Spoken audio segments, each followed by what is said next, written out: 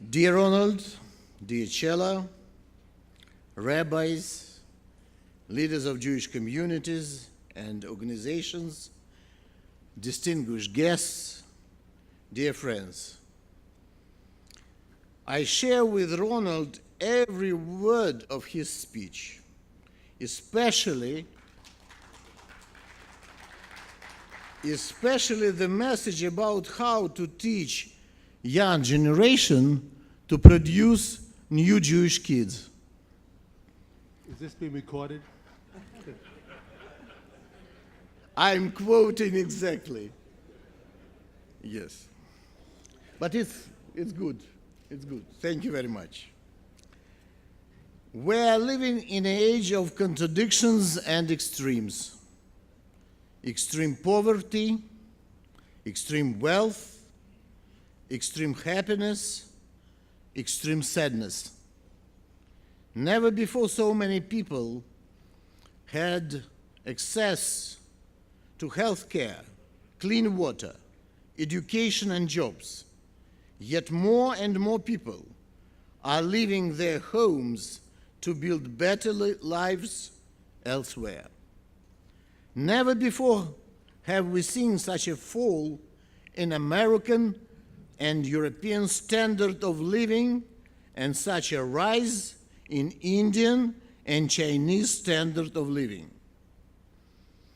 Understanding the trends underlying the contradiction of our modern world is critical because many of them pose a threat to the lives and peace of Jews everywhere. How can we counter or minimize them? Let me start with what I see as the most important trends. Judeo-Christian civilization is no longer dominant, determining the course of world history. What is now remarkable is the extent to which China, India, and the Muslim world have, over the past decades, become central to global affairs. The world order is becoming polycentric, politically, economically, and culturally. The consequence is that global governance based on European and Western values is no longer possible in this world. The second but closely related trend I want to highlight is the evaluation of globalization, which had triggered a rise of neo-nationalism and isolationism. Brexit is the first sign in the West. Make America Great Again is the second. One can easily detect similar slogans in the words of Viktor Orban, Abe, Modi, Erdogan, and other leaders. 2017 election campaigns in France, Germany, Italy, Sweden, Iran, South Korea, and other countries are focusing on these ideas. From the early 2000s, there has been a rise of political movements which seek a return of power of the nation state and away from the post-World War II international institutions such as European Union. These movements, fueled by global recession of 2008 and rising poverty, infuse populism, racism, and of course, anti-Semitism. In this context, I agree with English philosopher John Gray, who underlined the following contradiction in the 20th century, still accurate today, that intellectual and scientific values accumulate in the world, meaning that they pass from generation to generation, unlike ethical values, which are, unfortunately, do not have such cumulative effect. That is why each generation must learn these values on its own, because if it doesn't, there is always a possibility to be taught by new catastrophe. This is true for the explosive nature of the anti-Semitism. Everybody knows that the Shoah happened, but new generations are ethically uneducated. They are overloaded with information, but lack of ethical values. In light of current economical dynamics, IMF Managing Director Christine Lagarde also noted right to the point, economic growth was too slow, for too long, and for too few. The GDP annual growth rate dramatically decreased in the US and Europe. In other words, the social contract, which worked well for the past 50 years, is no longer in place. We, as citizens of the developed world, believed that every new generation would live better than the previous one, that children would live better than their parents. Is there really a better description of the concept of Jewish aspiration? Unfortunately, this concept doesn't work anymore in the developed countries, but it is still valid in China and India. The middle class, the pillar of social stability, is deteriorating. As a result, nearly 1 in 4 EU citizens, about 120 million people, are threatened with poverty and social exclusion. So, it is not surprising that even well-to-do European societies are dominated by fear rather than values. Fear of poverty, fear of migrants, fear of their lives amid terrorist attacks. There are indeed many things to fear. Threats are real and come from different horizons. The Jewish street, together with the State of Israel, can play a major role in preventing those threats, including the threat of nuclear terrorism, and we are strongly involved in this issue. 10 years ago, on the EJC's initiative, the International Luxembourg Forum on Preventing the Nuclear Catastrophe was founded. The forum has brought together the world's leading experts in nuclear non-proliferation. Currently, the forum is the most influential organization on this issue. I would like to stress the importance of promoting a strong coalition between US, EU, and Russia to fight together the threat of terror and nuclear proliferation. Israel and world Jewry will benefit the most from this process. Dear friends, I have outlined the trends shaping our world and now want to turn to effect on us, on Jews. As a result of the trends I mentioned across the political spectrum, both in Europe and in the United States, we are witnessing strange and sometimes dangerous coalitions. Some of these coalitions make anti-Semitism part of their political message. Radicals from all sides remove taboos. Anti-Semitism becomes trivial, routine, and a part of so-called new normality. And when we complain, extremists on the right and left tell Jews that we are weaponizing anti-Semitism. This is a new form of very old anti-Semitism. Jews are perpetrators, while anti-Semites are victims. Most of the people at this gathering are products of the post-1989 world, meaning that we spent most of our adult years in a period dominated by the spread of democracy and the absence of a global threat of war. This period has been almost ideal for all Jews, and not only in the Western world.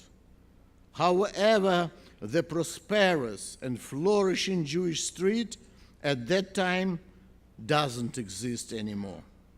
In many parts of the world of the 21st century, the terror threat and violent anti-Semitism forced us Jews to isolate ourselves and even to flee from some European countries. And let's face it, no Jewish community anywhere in the world, however strong or organized, is now immune from Jew hatred. The findings of the annual report of anti-Semitism worldwide issued yesterday by the Kantor Center in Tel Aviv University make that clear, and I recommend it to you. While the number of anti-Semitic incidents, especially violent ones, has decreased worldwide in 2016, the enemies of the Jewish people have found new avenues to express their anti-Semitism, with significant increase of hate online and against less protected targets like cemeteries. We see from statistics a decrease in the number of anti-Semitic incidents, especially violent attacks, mostly in countries with large Jewish population. In 2016, incidents of anti-Semitic violence fell by 12%. A significant fall was noted in France, where the government outlined a 61% decrease in all forms of anti-Semitism in 2016. Among the reasons of the decrease in the number of violent anti-Semitic incidents is the visibility of improved security measures to protect European populations as well as Jewish areas and institutions. These positive results, however, are counterbalanced by a sharp increase in anti-Semitic incidents in English-speaking countries, which have historically been more welcoming for Jews. The UK saw an increase of 11% during the 2016. In Australia, the rate of increase was 10%. However, most significantly, there was an alarming rise of 45% in anti-Semitic incidents in the United States, mostly on university campuses, where Jewish students are facing hate and intolerance. We also see increasing cases of verbal and virtual anti-Semitism online and on social networks. Finally, I would like to stress the direct correlation that exists between the number of anti-Semitic attacks worldwide and the decrease in standard of living and rising poverty in the top migrant-sending countries.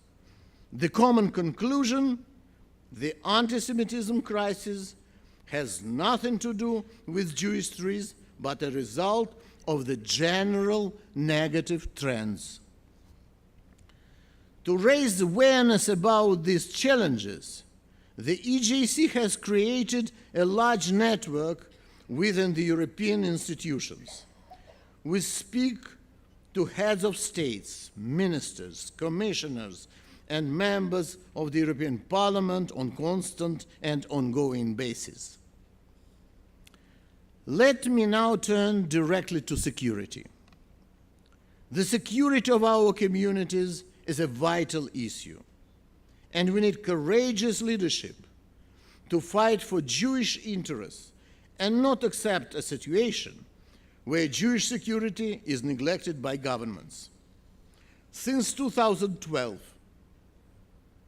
the EJC launched so-called Security and Crisis Control Program, SAC, a major effort to enhance the security of our communities. In 5 years, we have dramatically improved crisis management, opened a new office and a control room in Vienna, and activated a very sophisticated application which has been distributed to more than 30 countries in Europe. Thanks to this application, all Jews in Europe can have on their smartphones a panic button which will inform local police and our control room on their location and in some cases on the nature of their problem. The system could be extended up to 5 million people. My security specialists have told me not to discuss further details in public, but let me tell you how proud I am that this area we have seen dramatic progress. I would like to conclude by raising an important issue concerning the relations between World Jewish Congress and its European affiliate of the European Jewish Congress. We had very interesting and very nice talk with Ronald yesterday about this, and I believe we found all common points how to manage all this. But I want to say a few words about this. We have only one complaint to World Jewish Congress: the frequent duplication of EJC programs in Europe, especially concerning our SAC program, where such duplication can impede its professional and operational capacities. This harms the EJC, wastes our resources, and confuses our partners across Europe. This must be stopped. Instead, we must focus on our efforts and funds on existential issues faced by Jewish communities. The Policy Council of the World Jewish Congress must clearly define the goals that we want to achieve and mobilize all our communities to reach these goals together. For example, 70 years after Shoah was stopped, we still do not have UN definition of anti-Semitism. And maybe Monsieur Gutierrez can succeed in this direction. But at least we have to have common understanding and definition of anti-Semitism on the level of OSCE. Let's unify our efforts in this direction. I hope that after this plenary, the governing board will form the Policy Council by electing its members according to the bylaws of the World Jewish Congress. And I want to repeat again, I appreciate very much yesterday's agreement with Ronald Lauder to work together and to have good friendship between European Jewish Congress and World Jewish Congress.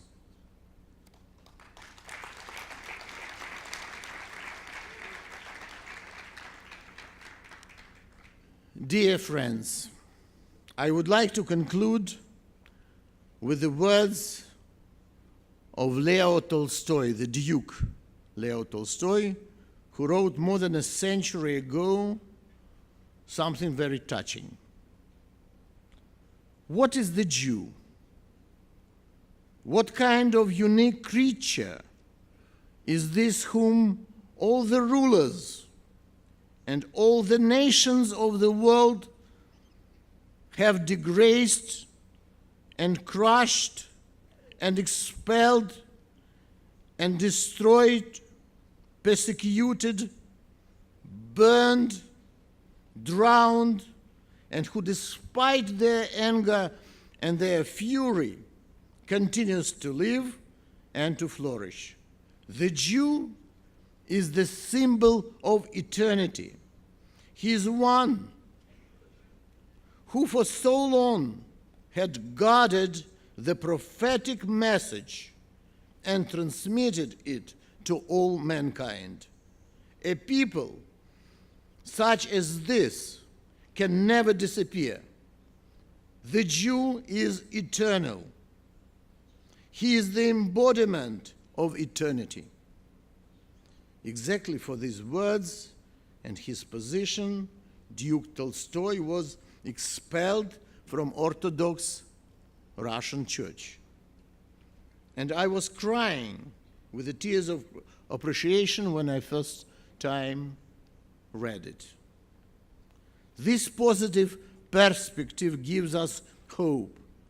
We continuously prove to the world that we Jews are resilient, generous, and tolerant, well known for our love for life and solidarity. Unity is our strength, and this is what we need to strive for. Let's come together as one person with one heart. Ke'ish echad, belev echad. Thank you.